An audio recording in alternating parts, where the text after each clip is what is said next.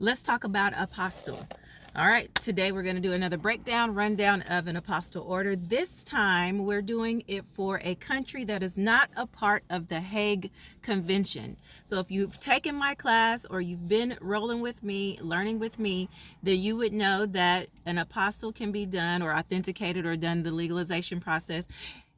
The process is different whether the country is a part of the Hague Convention or not a part of the Hague Convention. And today I'm going to share the process for a client that I have who wants a document authenticated for a document that is not a part of the Hague Convention. So what does that mean? That means that the process is not simplified. It's more expensive. It's more lengthy.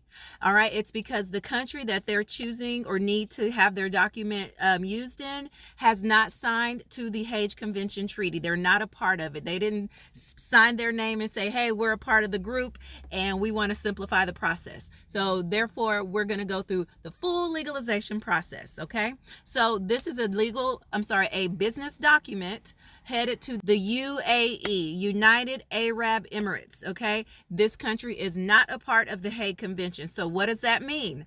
I have to go through all the channels in order to fully authenticate, legalize this document for this client. This is a business document. The first step was to get the document translated in his foreign language and have the English. Okay, we notarized both of those.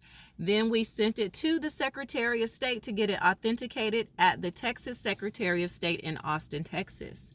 The next step in this process is to now take it to the U.S. Department of State in Washington so they can further authenticate it. Again, just doing checks and balances, okay? After that, the fun doesn't stop. It keeps going. It's a party over here in the UAE. All right, so the next step is to send it to the UAE embassy to get their authentication and stamp. All right, so that's going to take some time, a heftier fee for the client because this is a business document. Okay, after that, we're still not done. We're not done yet. Almost done though. After that, we're going to get the U.S. Arab Chamber stamp on it, and that is the final stamp for the legalization process or authentication process for this document. It is a lot more steps, but it can be. All right, and so the fun thing, the good thing that the thing you need to know about apostille, especially for countries that are not a part of the Hague Convention, is their legalization processes are not the same. What I have to do for UAE may not be what I have to do for another country that doesn't participate in the Hague Convention. So that's why it's very important to stay updated, educated, trained, know who to call, know who to contact in case you have questions, and understand the full process. I teach how to become an apostille facilitator for Hague, non-Hague, whatever you want to call it, federal documents. I do it all at the Notary Training Hub. You guys know where to find it. I'm going to link it up here, put it back here, wherever.